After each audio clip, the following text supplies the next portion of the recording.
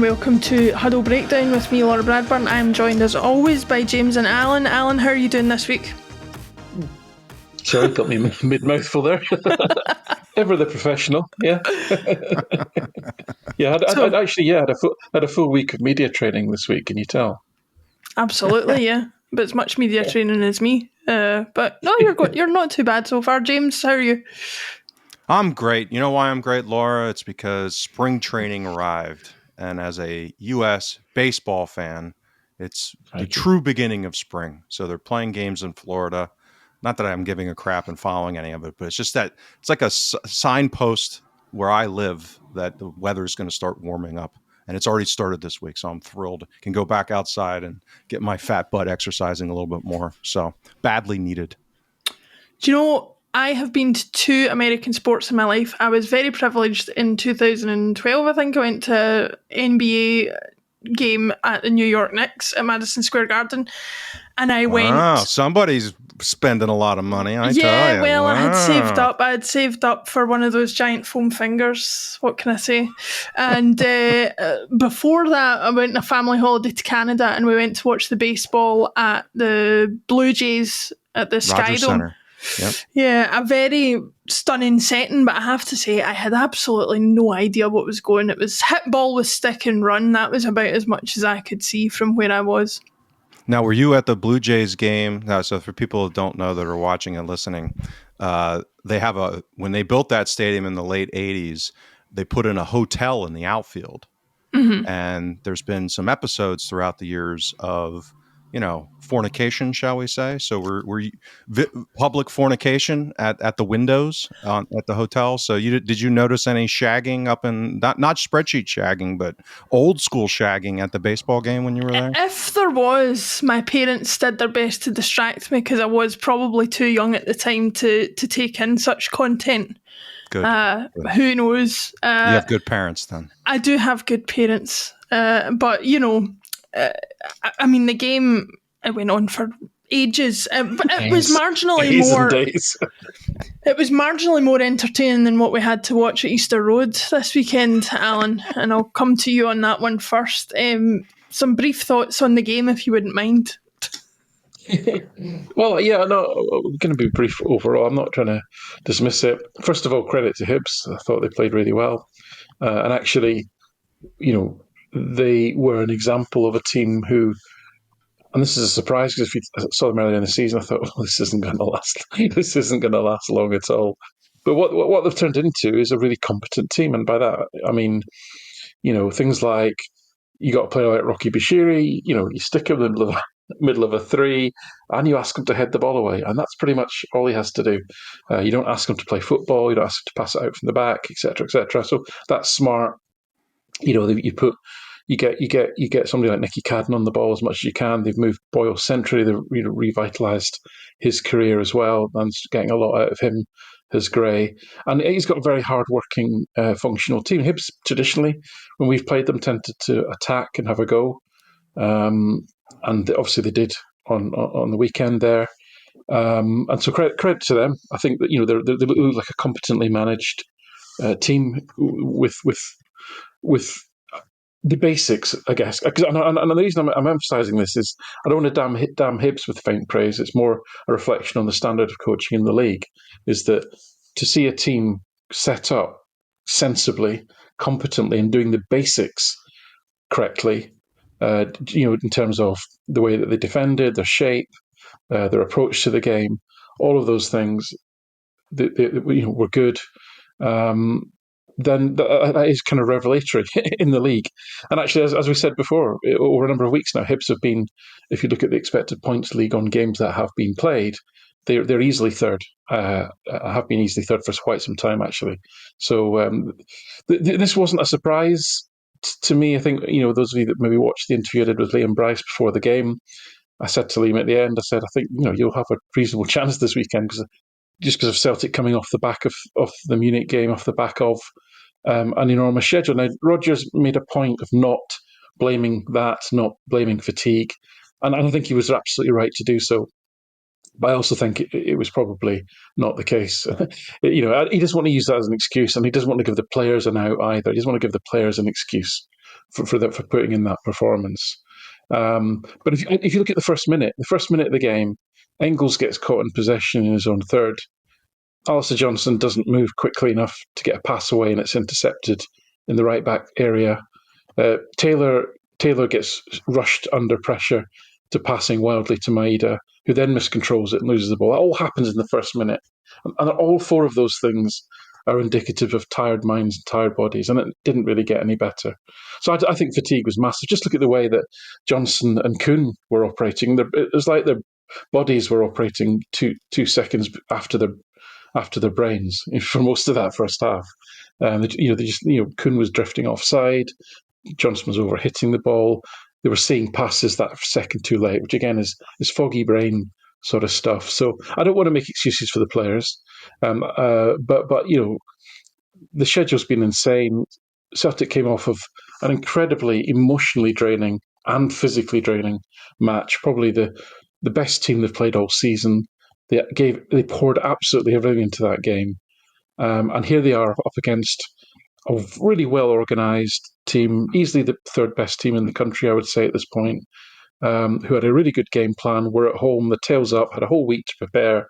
And guess what? This can happen. This can happen. So I'm not massively concerned about this in the grand scheme of things. I don't think it presages any sort of collapse or worrying loss of form or any of that. The only thing I would say that I would be kind of worried about would be specifically, and I think Rodgers seemed a little bit irked by it without saying it, is that, the performances, especially Taylor and Ida, because they were fresh. They hadn't really played that much in the week there, and their first half performances were really, really poor. And I think that was a worry. Taylor, I can kind of get it because, where are we now? We're kind of towards the end of February and still no contract, and still he doesn't know what he's going to be doing at the end of the season. So I think, I can almost give him a bit of a pass on that. I thought Ida was desperately poor and really can't be. He can't be. He's got to be fighting for that position because, as Maeda showed in the second half, he could easily be the number one striker for the run-in. If I was Ida, you'd be fighting for every minute. Again, if you look at his average position, it was kind of on the centre spot. Well, that's no good. It is no good, right? The way that Celtic play, with a very structured way of playing, and this is, by the way, what I wanted to come on to, really, because this is one of the reasons why there's fatigue. You say, well, the fatigue, the professionals have had all these days to recover, but the way Celtic play is very systematic. And by systematic, I mean it's very positional and player, and the way that they approach games is they'll continue to play the same way with almost rehearsed patterns. There's obviously it's not completely like that. Players have got some latitude and some freedom within the structure, but essentially it's a very systematic way of playing, and the team tends to work as an organism. I've been saying every week almost, my goodness, they were consistent again this week. My goodness, they were consistent again this week. That part of that consistency is the level of effort and physically what you put into the game. Remember when we talked about Postecoglou, because Postecoglou's team was exactly the same. And we said that basically you could absorb players that weren't fitted into the system because the system was strong enough to support them. So players like Starfelt, Taylor, were able to function within that system, even though, they weren't necessarily the best fit for it because of the strength of it. So, but the other side of that is that when everybody's knackered, the system just isn't functioning properly, and the whole thing collapses in a sense. And I think that's really what we saw. When you've got a kind of relational team that is more kind of, think of Neil Lennon's team, right? The defenders were there to defend and the attackers were there to attack, and you really wanted to get the ball from the back to the front as quickly and as effectively as possible, and then you let them do their magic. You're less at risk of a systemic failure of either bodies or minds in that kind of system, I think. And I'm kind of spitballing that a little bit. It's just a little theory of mine. I don't probably have the data to prove it, but I just think when you've got a highly systematized team like Celtic, I think fatigue tends to mean the whole thing. Everyone tends to probably feel it at the same time because it's a collective thing more. And I think that we saw that really on the weekend there. But specifically, I think you'd be disappointed in Eden Taylor. I felt sorry for McCowan. I don't know why he got dragged off at halftime. He was having it wasn't any worse than anybody else. But I think those two more senior players maybe were were disappointing. But other than that, I don't have a lot to criticise the team about based on the way that the season's gone. Yeah, James, well, everybody listen, for anybody who's interested in my thoughts, I know you guys went over the Bayern game with Martin in the second podcast, but from my point of view, I have never, as much as I thought we're definitely going to succumb to them in extra time, not getting that chance at the extra time, getting kicked in the guts at 94 minutes was just, I said to my brother, I said, I've never had an experience or a feeling like that from a Celtic game since Seville. And we've had a fair few where it's been as gut-wrenching as that, but that was awful. But anyway, we move, as the young kids say these days. James, Alan brought it up there. He's not got too much to criticise his team about. And I have to say I agree. When I was watching the game and when the result came through, as much as I'm always disappointed that we lose, I wasn't quite as kind of annoyed by it as I normally would be, because I could so understand the mental and physical fatigue that the players are going through. And as you were talking about before we came on air, it's something that is not exclusive to Celtic off the back of a big fixture like that, is it? No, I thought the game was almost like a absurdly symmetrical follow-up to the Bayern game. And I talked about that on the Extra Time show last week when we reviewed the Bayern game, about the degree with which their fatigue that they were displaying in that game, having come off a huge Saturday game against Bayern Leverkusen, turn around on a Tuesday, play us, and it was reflected in their pressing data most prominently. And we just displayed that against Hibs, meaning that Hibs actually out counter-pressed us. That almost never happens domestically. So just that by itself is kind of an outlier flag. You're like, oh, that's weird. What happened? And then if you look at our decline, the amount of time that we spent engaged in pressing was down about 30% compared to where it usually is domestically. And the last time we kind of hung that type of number, posted that kind of number, was the New Year's derby, where we lost 3-0 to Rangers, where again we looked like we were kind of out on our feet to a degree, just very fatigued looking, not a lot of energy, that kind of thing. So I think that's likely what happened. So, and I think the importance of recognizing it is so that you don't misattribute and extrapolate things that aren't there. Meaning that the context of my comments on coming out of the Bayern game was, yes, we did all these great things. We played really well, but a material part of us looking so good, building out from the back, was because we were doing it against a materially diminished Bayern press on the day, and that there's reasonable factors why that happened. So I think you can kind of take that framework and apply it to us against Hibs, and it's very kind of similar. And I said to you guys before we went live, if you look at AC Milan, Feyenoord, two other teams that had like a crazy last minute game in the Champions League midweek, and they both went on to have like sleeper zombie performances. Feyenoord almost dropped points to the last team in Eredivisie, and like a really bad last team, like one of those teams that's way below everyone else from an underlying performance perspective. And Milan, I think, actually lost to a team that's not up there in the standings. I think they were away, but a game they would normally win. Let's put it that way.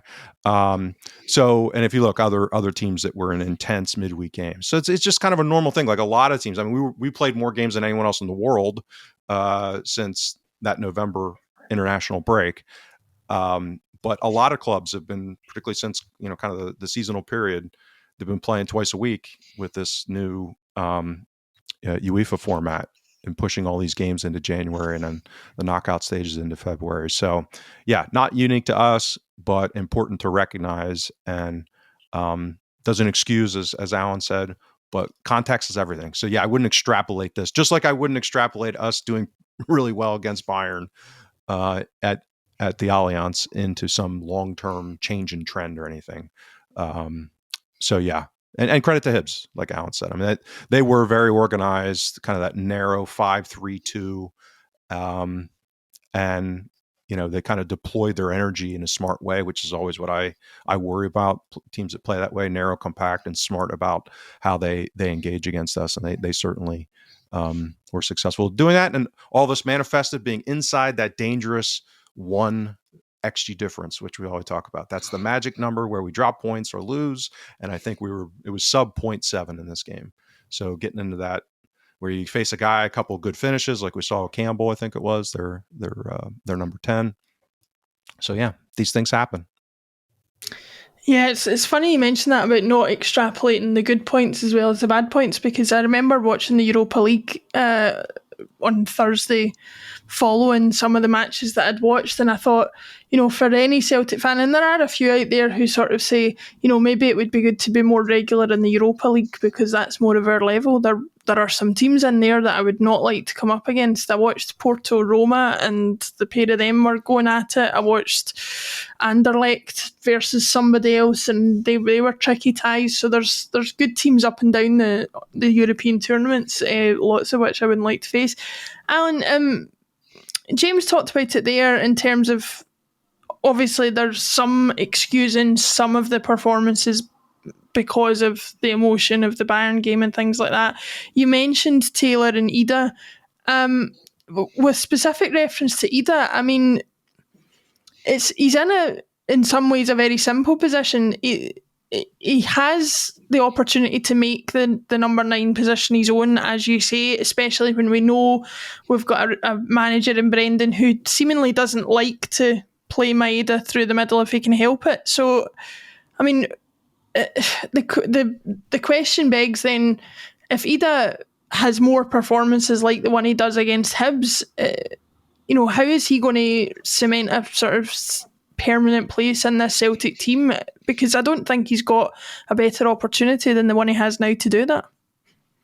Yeah, that was why it was so disappointing, really, and also because I felt we'd turned a corner, or Ida turned a corner in terms of the way I saw his performances was he was just almost too involved in the game. I classified it as overcomplicating the game, getting involved in areas of the build-up that he doesn't need to, and really be more of that sort of central striker. Because again, we've got 3 players, McGregor and the 2 centre-backs. Their job, they're going to have nearly 500 passes, 400 or 500 passes they're going to have between them. Their job is to build the play, set the tempo, if you like, and get it. And then you've got the full-backs, the number 8s, and the 2 wide players, and their job is to make something happen, whether it's crosses into the box, through balls, or otherwise creating. You don't need your centre-forward to be getting involved in that. You really don't.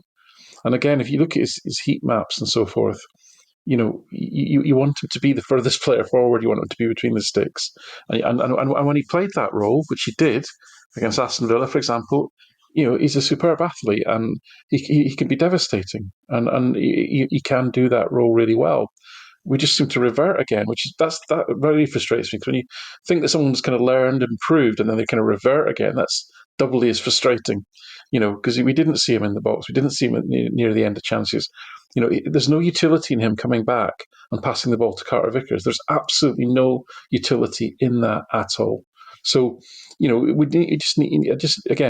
needs to really simplify his game, strip it down, meet the needs of the team. It needs that focal striker, not focal as in bang long balls up to, although we did hit a lot of early balls. Again, that might be another fatigue trigger. I'm just going to lump it, that kind of thing. But he needs to be in the box. We need to have somebody who's going to be on the end of cutbacks, crosses, and getting to the byline, pulling it back, that kind of thing, which is what we're aiming for in the build-up. So, let's hope he can do it. But for me, a front line of Jota, Maeda, and Kuhn, that would be the way to go for the rest of the season, unless he just starts to really improve his all-round game.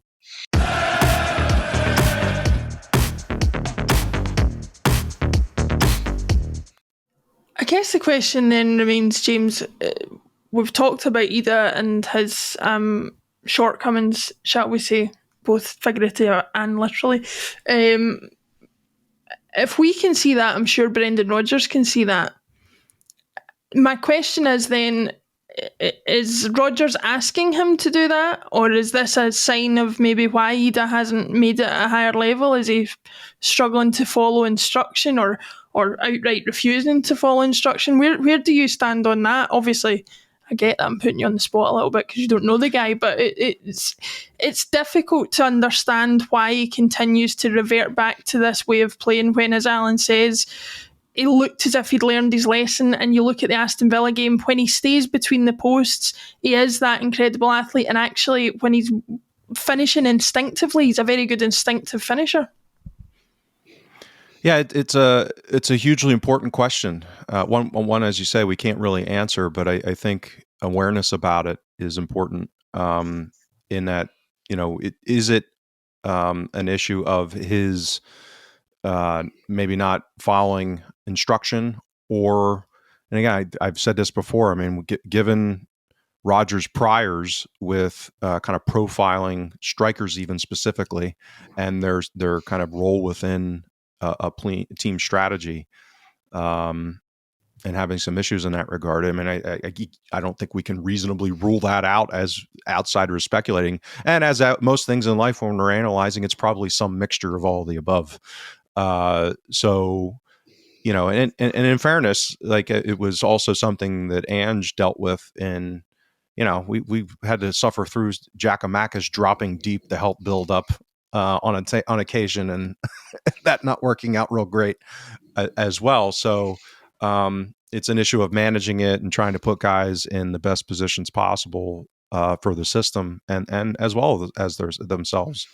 And so that's what was so encouraging about that little 4 or 5 game stretch that he had, where he was, basically doing nothing but finishing, which one would argue that's about what he should be doing. I mean, maybe creating a little bit inside that, final third area where he can link up and that kind of stuff. But yeah, pretty much anything other than that, he's shown that it's usually a net negative overall. So yeah, let's hope that that's the direction that, he kind of reverts back. This is a hiccup. And as Alan said, that we kind of go back to utilizing him in that that low touch Celtic striker phenomena that's become, the issue. And again, this is not unique either. I mean, look at what's going on with Man City this season. It's the issues they're having are not Haaland is not on the ball enough, right? So if your anchored bias is that you need your striker to drop deep to help you create and build up and stuff, like, they got a lot of problems in midfield and everything else going on. So it's, I don't think the issue is that we need Ida to be dropping more to get involved in play. I think it's the opposite. I think, keep him high, keep him doing what he's good at. Yeah, I think I agree with that. Alan, I don't want to preempt somebody. Look like you're scouring spreadsheets there. Do you have something to add? Oh, no. I was thinking ahead and listening at the same time, obviously. Excellent. Well, before we... I don't have anything more to say on the Hibs game, honestly. I just don't... as James said, it's difficult. If you took Rodgers at his what he said, and I don't mean it as words. I just don't think he wanted to throw a tired team under the bus, especially before the game, where he admitted they'd had a few. They'd had a few beers that would just open himself up to all sorts of criticism. So equally, I'm not really minded to dwell on it too much. I think the refereeing call, or the VAR call, should we call it, is probably worth just a quick mention, because this really does have echoes of David Dickinson at Fir Park with Jota's offside goal. So why do I say that? If you remember, this is where the VAR system, or so there's some kind of technology failure. Celtic scored this amazing team goal. Jota scored against Motherwell in an away game. It was a midweek game. It was getting to the kind of business end of the season. Every point was important, etc. So in terms of the context of the game and all that, it was kind of a vital moment. And on field, if we remember, Willie Collum, funnily enough, was the referee, but on field, the linesman actually put his flag up after Jota scored the goal, so it went to VAR, and the technology had crapped out for some reason, probably because it's the Poundland version that we have, and David Dickinson was the head VAR on the day, And he was, if you remember that the image that they used was taken from the top floor of the flats at Hamilton, as you look down onto the ground. It was like from like a million miles away. You sort of see little Jota with his hair, Motherwell defender running back. Couldn't see the ball. So, David Dickinson, when faced with not having the tech, had a decision to make. And as I laid out at the time, the article's on the site, is searchable. No, the sensible and actually, the honest, the sensible, and the call to have made would have been to tell Willie Collum the truth, which is the text crapped out, Willie. We don't have a definitive image. Just go with the on-field decision. I think we'd all have got back. At a human level, we'd have been disappointed, but it's honest. It's what happened, and we could have got behind that. But he chose not to do that. As the SFA admitted themselves, he chose to tell Willie Collum that Jota was definitively offside. And we know that the image that they used was from Hamilton Flats, from behind, 10 miles up the road, from behind the play. Couldn't possibly, as we've seen, couldn't possibly have told one way or the other. We've seen like toenails and all sort of thing just determining offside. You just couldn't tell. But he chose to penalise Celtic. He made a decision to penalise when he had no basis of fact upon which to do it, and the SFA admitted this.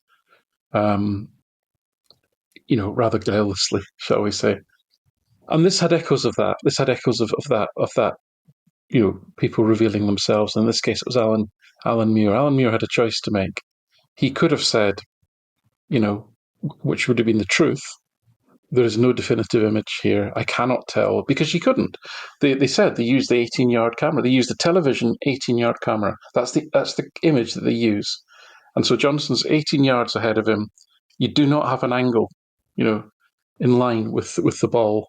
The linesman was pretty much on the corner flag, and the on-field decision was to allow the goal.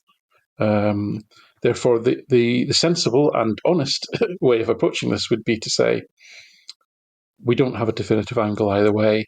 Go with the on-field decision. That would have been the sensible thing to do. But Alan Muir chose to penalise Celtic when he had no basis, in fact, to do so. So that is a huge issue. That is a huge issue. That to me goes beyond incompetence, because for such as a goal and offside, the protocols will be. I'm sure he knows the rules, and I'm sure he knows the protocols. He's an experienced VAR operator. He chose that path. So that is a huge issue. That is a huge issue. Whether the ball was in or out, whether Celtic deserved a point or not, is irrelevant in this case. None of that matters. What matters is, why did the SFA official, circumvent his own protocol, their own protocols and their own processes, to come up with a decision that wasn't based on fact. So that, as I say, I hope we'll hear more of, because that is a huge issue. Yeah, and I would encourage anybody who hasn't seen it. Gary Neville did a section at a game on Sky a few years ago about a very similar decision, and he actually set up a ball to show how it could be in and how it could look out depending on where the camera angle is, because actually the only way you can definitively tell if a ball is in or out in that position is if it's either directly in line with the byline or directly above the ball looking down. That's the only two angles you can really definitively make a decision. And James, as Alan says, this isn't really, the debate goes beyond whether the ball was in or out. It goes to whether VAR should have got involved at all. Because VAR, as we all know, at its very basic level, talks about correcting clear and obvious errors. There was nothing clear and obvious about that decision being wrong from the referee, whether you think it was an error or not. I still don't know whether the ball was definitively in or not. I know that there are some angles from a Hibs vlogger that suggest it was in. I don't know definitively, but the point is, as Alan says, the on-field decision was made to allow the goal, and VAR didn't have enough evidence to contest that decision. Yeah, it's absurd. I mean, it's just independent of any other pattern. Well, right. Well, I don't want to push that too much now, but is even that vlogger's camera angle, which is pretty much right on the end line, his leg's in the way. So you can't, like, unless you can have X-ray vision. If you were Superman at the game, looking through the Hibs vlogger's camera, maybe you could tell definitively, clear and obviously, that it was either in or out. Otherwise, you're guessing, even at that angle, meaning that you do not know definitively where the ball is relative to the end line. So the idea that anyone can make that judgment call from the angle that was used, it's just silly. And by the way, I'd be saying that if the on-field ref had called the ball out and correct. VAR had got involved to say it was in, it's the same thing.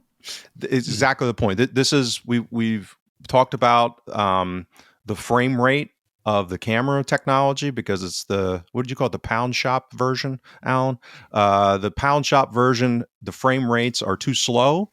So by definition, the error bars around an offside call mean that they should not, if it's, within a certain tolerance band, even if it looks offside or onside, it should go with the on-field, because we cannot objectively answer the question one way or the other because of we don't have good enough cameras, and they're using it as if it is some kind of objective measure.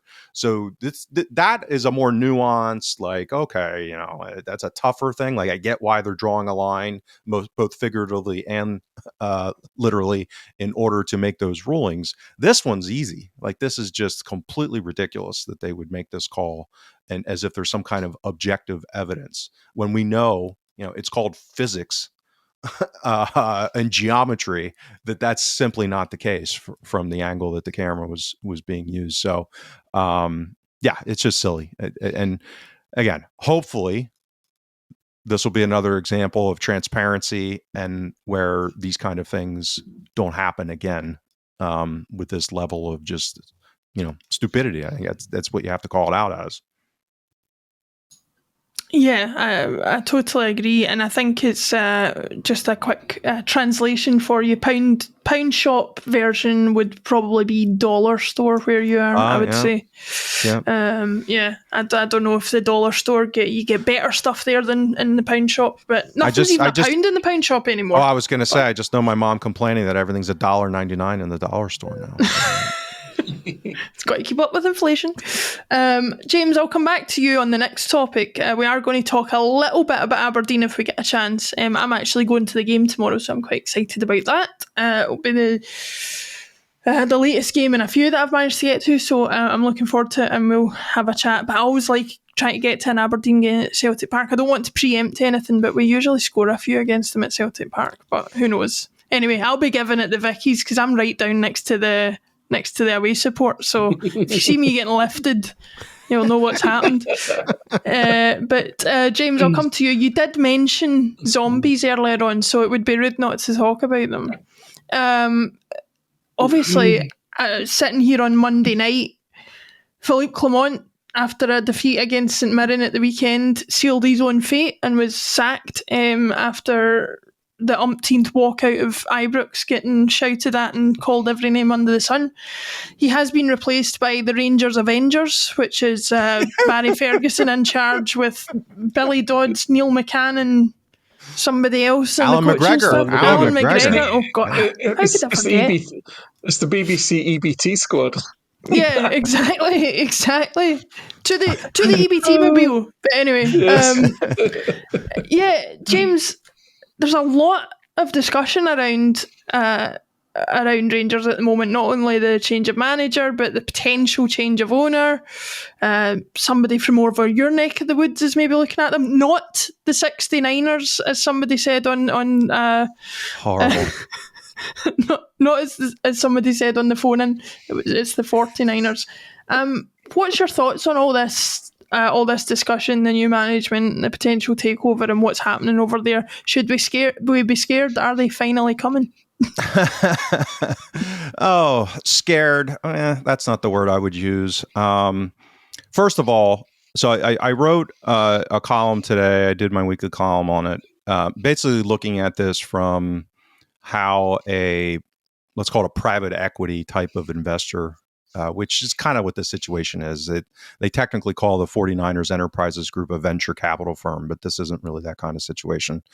So what could they possibly be thinking? And I kind of just ran through how these kind of financiers would model things and think about this kind of situation within the context of purely financial. And I couch that importantly. I mean, there's anytime, I joked when Redbird, I joked on this last week, when Redbird Capital bought AC Milan from Elliott, who had bought Elliott's one of the great vulture investors of all time. Like he's just, he sues governments and wins in court because they're trying to screw him on his bond positions from Argentina at one point. So the guy's just really ruthlessly smart and a good vulture investor. So he bought the debt for AC Milan out of basically bankruptcy, and then sold it to Redbird for like 1.2 billion. So he flipped 300 million to 1.2 billion euros, and Redbird took over.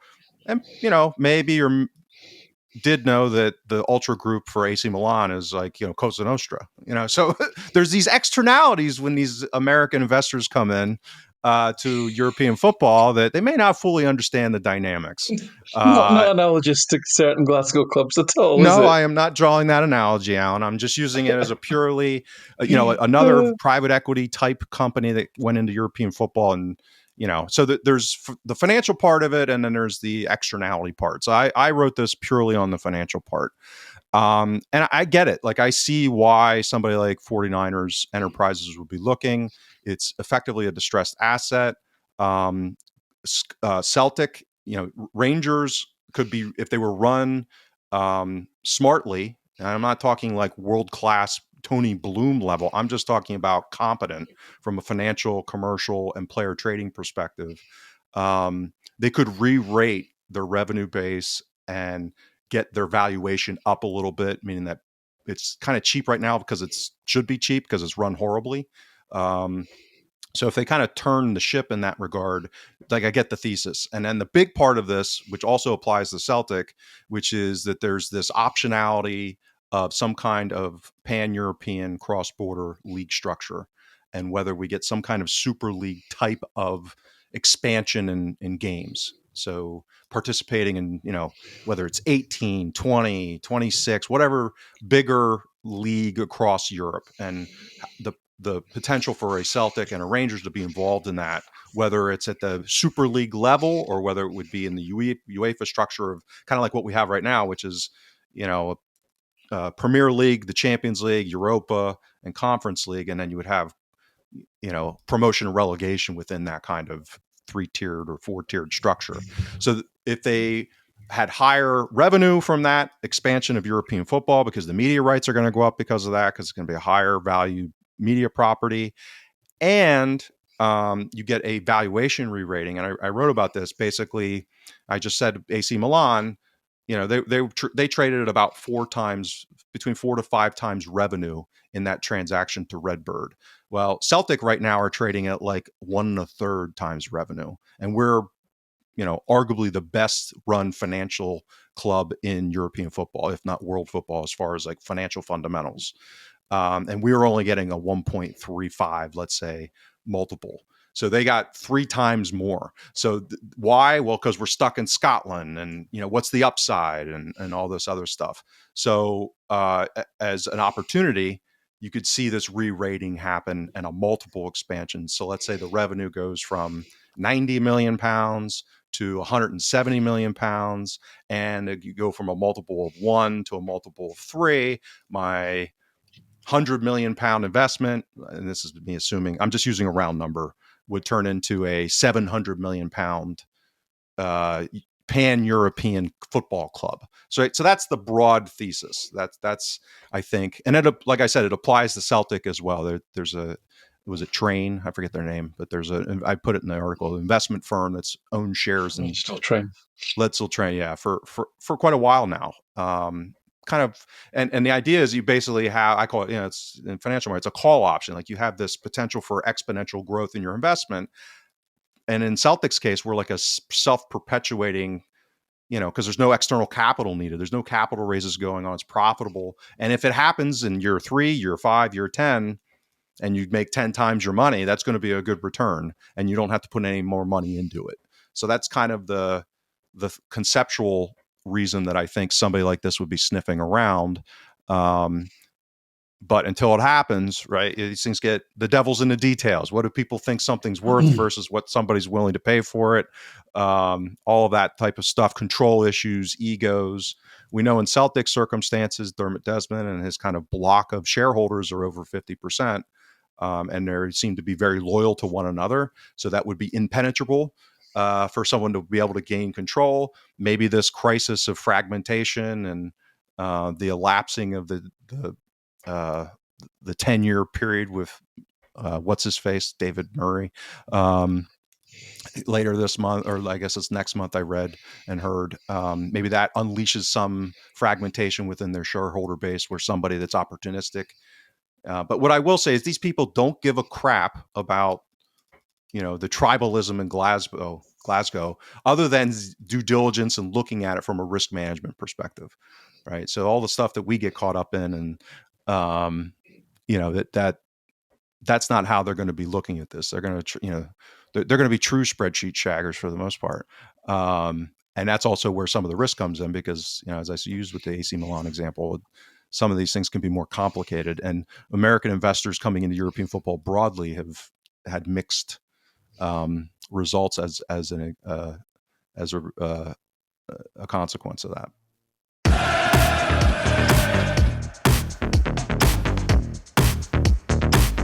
Yeah, Alan, it's a strange position for them to be in because some of the Rangers supporters, I have listened to a few outlets of theirs, they are kind of painting the sacking of Clement in a positive light, in that not only did they just want rid of him, but in the sense that, well, we're getting new owners in, which is not a definite at this stage, so they'll want their own man in, that kind of narrative, only to then be stuck with Barry Ferguson, who, to my knowledge, has very little managerial experience, and neither does most of his coaching staff that's been brought in either.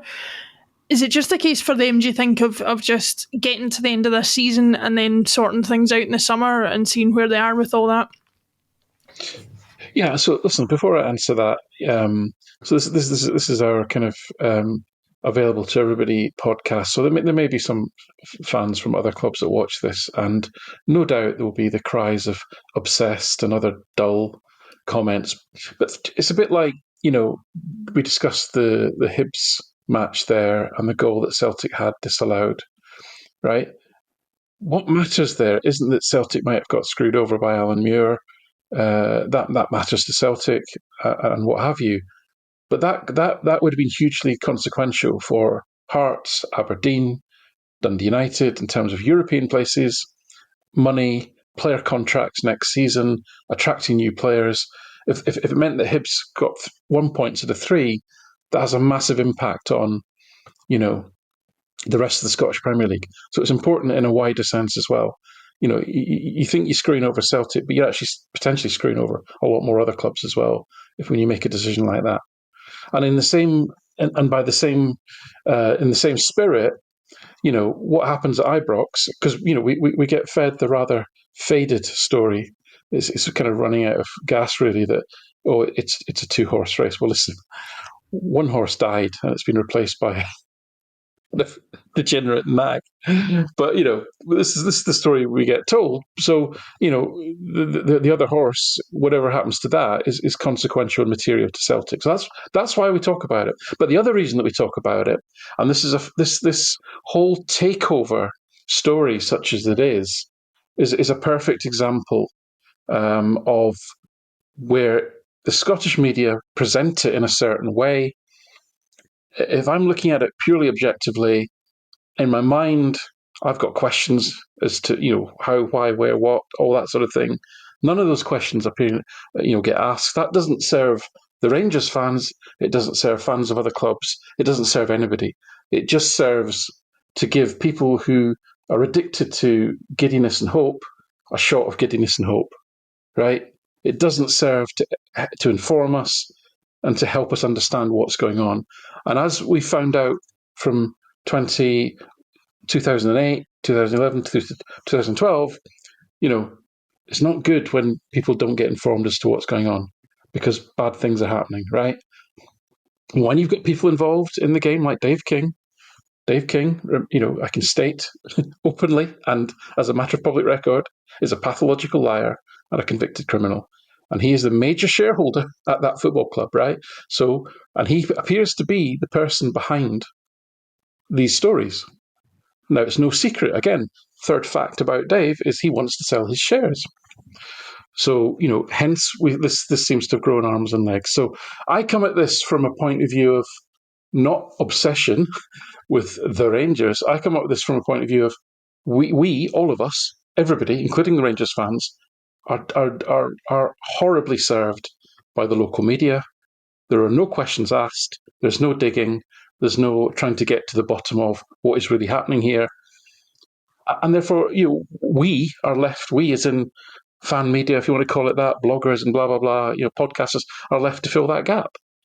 James is coming at this from a sort of, I guess, an intellectually interesting challenge of how would a private investor firm, think about this, and that is important because Celtic fans need to get their heads out their arses in some cases in terms of this just laughing it off and saying, well, it'll never happen. There are plausible reasons why this could happen. I happen to think that I think James is probably presenting the sunniest possible reasons why somebody might go down that road, because really I just don't see a private equity firm dropping 50 to 100 million pounds to get control of a basket case of a club that has very little opportunity to make any money from, even if they're competent. Not based on the bet of a European Super League, which I suspect will not happen anytime soon, because UEFA will continue to finagle their tournaments in such a way as to dampen down and resist that happening. And we might move from like 8 Champions League matches to 10 in a few more years' time. But if you think you're going to make money out of that club, that's a long bet. And if you wanted to sink 50 to 100 million into it on the basis of that long bet, that just doesn't sound like how these firms operate. The sort of, the Celtic example, the investment firm that's invested, that sounds more like, buy a small shareholding and then just sit and wait. And if you get money out of it, you'd probably not risk that many. But that's just my view. James is more of an expert on these. But coming back to the way I look at this, which is, what is going on? I'm not waiting for a shot of giddy hope here. I just want to know what's going on, because we've seen in Scottish football over the last 20 years that if you don't ask those questions, you don't understand what's really happening, we could all get a nasty sting in the tail, right? But what I'm gleaning from the Rangers podcasts and fan media is that this is a done deal. It's done. It's signed off. It's going to happen in the summer. Millions and millions of pounds are going to flow into Ibrox. That's what we're being told. And that's taken as an article of faith. And I just want to understand, as a Celtic fan, that's potentially a threat to Celtic. Is that realistic? And if so, what's the mechanisms for it? Because again, if we don't question the mechanisms of it, because if something sounds too good to be true, it probably is, then who's going to, right? What shenanigans are happening? And also, I just come back to, well, what's in the public domain? What is actually being said? And the guy that's run with this story, who's Dave King's mate, Chris Jack, actually wrote an article in which he quoted Dave King. And what Dave King said, I'm going to quote it, it's in the Rangers Review. He says, that point was reached and more formal discussions ensued between the potential investor and the board as a collective. Discussions have proceeded in a constructive manner, but a deal has not yet been finalised and the parties remain bound by confidentiality. King goes on, much of what has been written in the press is speculative and incorrect. At this time, no deal has been concluded with any investor. And yet, the same journalist is presenting this as a done deal in the media and on their platform, right? So I can't reconcile that, and nobody else is asking the questions. right? Then we had John McGarry, another breathless piece in the Mail over the weekend about how wonderful this is going to be, obviously, for everybody if this deal kind of comes through, and he put in his piece in the Daily Mail.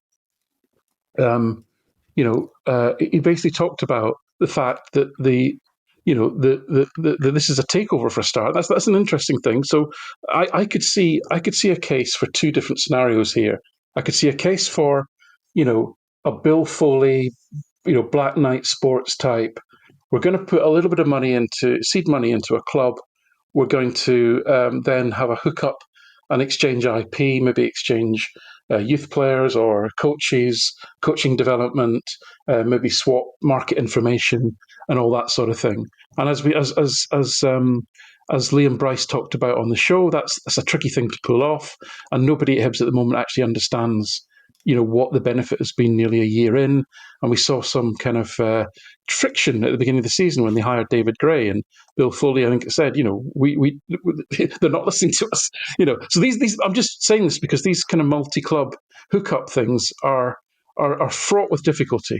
But it kind of makes sense to me from a financial perspective, because it would mean somebody investing, as in buying some shareholding in the club without too much risk, and then an upside of some mutually beneficial, as I say, swapping of IP, swapping of players and that sort of thing. Quite kind of low level, almost a kind of feeder club model, but low risk for the investor and a bit of upside for the club, right? But no, this is being positioned as a takeover, right? And that's different. That is actually owning the club and buying out a majority of the shareholders. But John McGarry, in his article, goes on to say that, after all the breathlessness, goes on to say that actually the lawyers on the American side have not yet conducted their due diligence. Well, if somebody wants to, if a forensic accountant goes through the books at Ibrox, what are the chances? They might find things that are a little bit concerning. I'm just saying, we don't know, right? But clearly, based on the reporting of the people who are running and throwing giddiness and hope around, they're telling us this is nowhere near, right? And there's a lot of things has to go under the bridge here. A lot of work has to be done here. It took years. It took years for Fergus McCann to accumulate enough shares to take over Celtic, right? Now, we're in a different age. We're in a digital age now. A lot of the reasons for that were because of the analog nature of list of shareholders, contacting people by letter, and all that sort of stuff.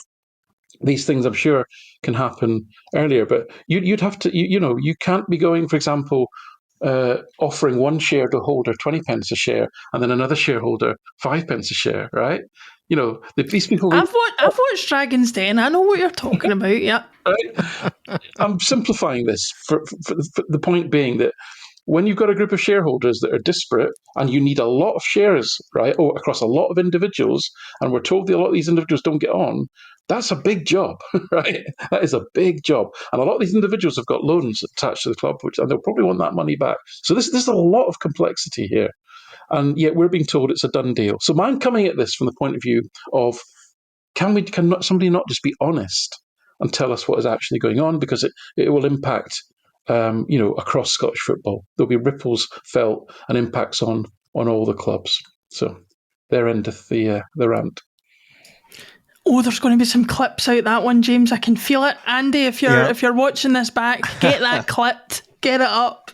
It's the one thing because I agree with the sense that the idea that this is a done deal is likely absurd because of the complexity and again, this is above and beyond some of the unique aspects of not only Glasgow but Rangers specifically as a club. And the idea, this issue with the tax stuff just coming out at this time, like this is what happens when you've got negotiations going on. So I this idea that the reason why I wrote what I did and I did the analysis I did is I get why someone like 49er Enterprises would be sniffing around. And they're probably sniffing around multiple clubs, right? So these, Yes. just like we should have a recruitment list of players, and when you can't get one, your top choice, you go to 2, you go to 3, whatever. So yeah, I heard Bournemouth being mentioned as well. So they're obviously looking at probably a lot of European clubs and seeing what fits. Exactly. And the case I laid out is something that is likely to attract multiple people conceptually. I mean, they're going to be sniffing around clubs like Celtic, like Rangers, like Dynamo Zagreb, if you're going to be an expert in Serbian law, right? So there's domain, for U.S. investors, going to UK is kind of low-hanging fruit. Exactly, right? So they rank these things based off of, three-dimensional risk and upside, risk reward, and all this other stuff. So I'd be shocked if they're close to it being done. And some of the reporting said that if it's going to happen, it'll be June. So that's the groundwork of the stuff that has to get done with the investment bankers and these type of people, legal advisors and accountants, to get this stuff pipelined. So I think it's as silly to rule it out 100%. That there's no way anyone would ever be looking at Rangers. I think that's kind of. But for the record, I'm not doing that. I'm not saying this isn't. No, I know you're not. Happen. I'm just saying, there's a reactionary tribal response amongst our support that will, respond that way. And I think it's just as silly to think that this is a done deal, because that's not the way these things work unless there's an actual press release, right? Because you've got, as Alan said, the complexity of the capital structure at Rangers with the loans and a fragmented shareholder base. I called him Murray earlier. Apologies. I get my Rangers related names mixed up at times. Mr. King, David King, with his very specific, unique standing and all of this. So there's just that level of complexity. The one thing I will disagree with Alan on, I do think there's a relatively low-hanging fruit on a pathway for them to get financially sustainable if they were well managed. And that's the big if, right? So this goes back to the big risk at Hibs, which is you're dealing with Black Knight. They're doing pretty well at Bournemouth. Screw those guys. What the hell do they know? We're going to go off on our own path and, do what we do. It's just, that's the risk at Hearts. They've got this golden goose, this goose willing to give them the golden egg in Tony Bloom. And there's execution risk in them actually letting him do what he does in order to transcend their club into something that could be quite, remarkable, in my opinion, competitively speaking. So there's all this execution risk on top of, getting a deal done from a financial perspective. But I think if they did execute, meaning that they were empowered, actually take control. This is why I think they would want control, because you have to have control over football operations to make this model work. You have to be able to turn the club into something that can recruit, have a player trading model. And what I did in my article is basically laid out. They don't have to be world beaters. They just have to get to like average within our European peer group to, kind of ramp up their revenue base and their resources to be able to carve out a financial return to the business, not crazy, but a financial return so it's sustainable, so that you have that upside of, some kind of pan-European restructuring. Because that's basically, like I said, that's where Celtic is. So this is not like brain surgery. They're saying, hey, they're Celtic. Let's do what they're doing.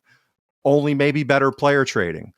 And that's the upside because, as Alan rightfully pointed out, Rangers have that structural gap of financial resources because of the smaller stadium every season on season. So the way for them to bridge that, both competitively and financially, is to do a better job at player trading. And that's not a huge hill to climb, as I've pointed out over and over again, when you benchmark Celtic at the European level.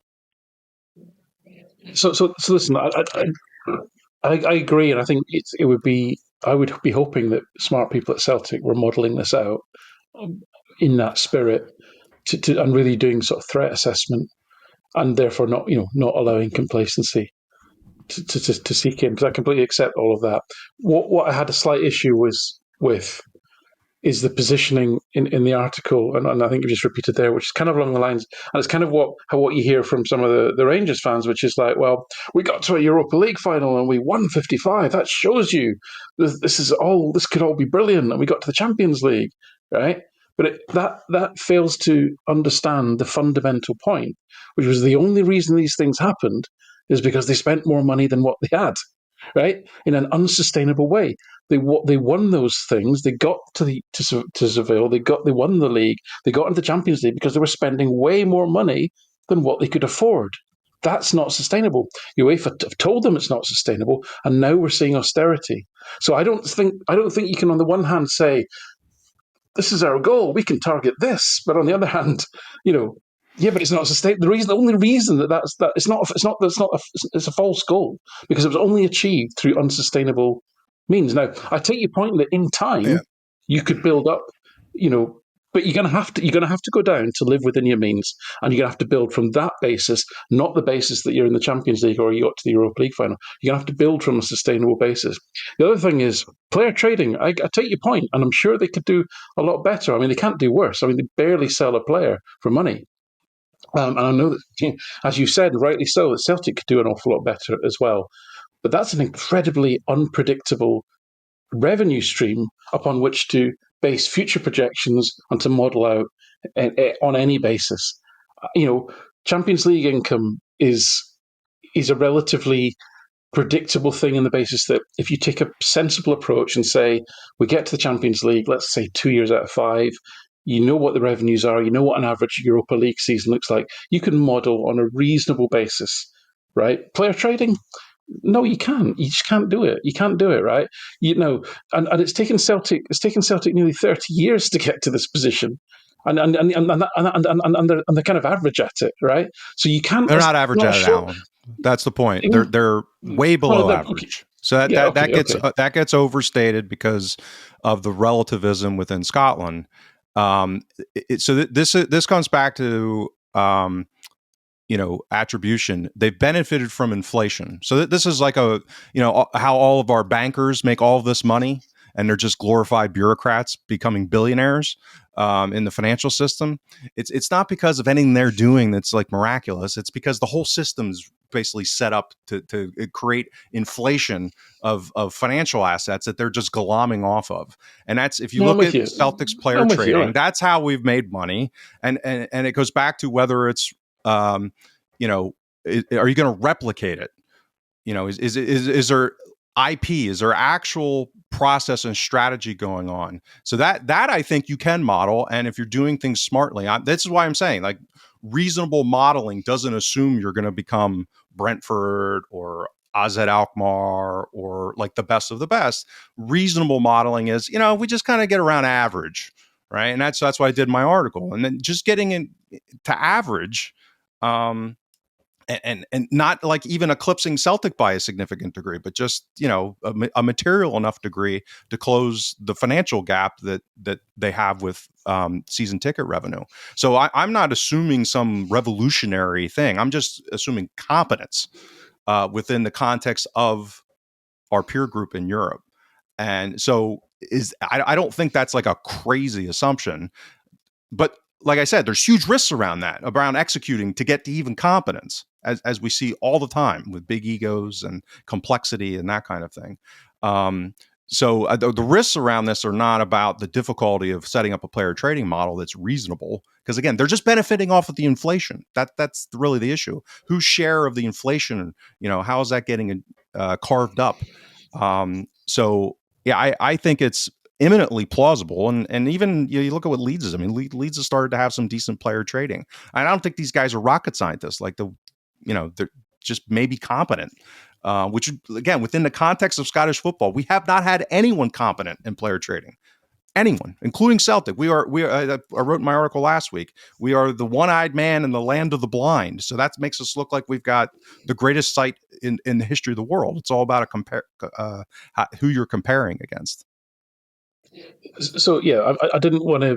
I accept that Celtic are maybe poor at this, but I think a lot of that's to do with operating in Scotland. It's just very difficult to sell players for a lot of money when they're based in Scotland. And every other team in the Premier League sees this, right? So I think that has a large part to do with it. My last point really is also, and again, just losing public data, looking at what's happened and trying to make sense of it all, is when they took over Leeds United, they didn't take them over. They bought a stake, and it took them 7 years to take them over, and that's Leeds United. Leeds United are by any factor one of the biggest clubs in England, and you would, if you were taking even a sort of not even a particularly optimistic view of life, you might gamble that Leeds might have got promoted to the Premier League any time. And they've kind of yo-yoed over the last few years, but they seem to take a very pragmatic and cautious approach and start low and then build their shareholding until such a point as they were comfortable in actually buying out and taking over the whole club. And by the way, they did that on a leveraged basis, which again will have a massive impact on that football club over the long term, right? So why they would suddenly throw that model out the window and just throw a load of money to buy a basket case of a club in Scotland that where the risks of getting the types of revenues that you can get from Leeds United in the Premier League are very, very difficult to achieve, right? That doesn't to me, that doesn't stack up how these companies would operate, right? That's not an article of faith. I'm just going by the public data. Listen, if you want a giggle to finish this, I got a text while we were recording to say that Barry Ferguson has turned up to Murray Park in an orange Ford Ranger. Now, James, for your information, a Ford Ranger is kind of like a shit F-150 that we have in the UK. Oh, we've had Rangers here, yeah. Yeah, but it says it on the back, so, they're making Rangers great again as we speak. And I don't know what we're going to do about it, but I think what I've learned from listening to both of you is there are pros and cons to all of it, and we don't even know if it's going to happen. So let's all just hold on. That's ultimately the most important thing, is that, as Alan rightfully points out, the cart's been put way too far in front of the horse here. Like, this is not, it's very unlikely that it's a done deal. Yeah. Or even, a materially close to being a done deal. I'd be shocked. I should also point out, before we start another war in the Eastern Bloc, Zagreb is not in Serbia. It is, of course, in Croatia. That could get I know. You know what? You're right. Cyber attacked at best. And in my flow, I get my Croatian, my Serbia. Somebody knocking at your door at worst in the middle of the night. Unbelievable. My former Yugoslavia geography fails me again. Yeah. Oh, listen. There's a whole. Having visited a few of the countries around that area, there's a whole host of trouble you could get yourself into with one wrong word. So between my Murray King mix up and now that, I'm totally screwed. Andy, you got to help me out. One prick looks much the same as another. Going to get my Baltics and my Balkans screwed up again. Oh my God. There we go. Don't worry, get your Baltics, you should see a doctor about No that. wonder he kisses his sister. He's got no idea. That's right. I know. It's true. And with that said, speaking of kissing sisters, we will leave the Aberdeen fans and the Aberdeen match until Thursday for you guys in Martin to pick apart. I think folk have heard enough from us for the first part of the week anyway. James and Alan, it was a very entertaining one, but we will see you all again next week.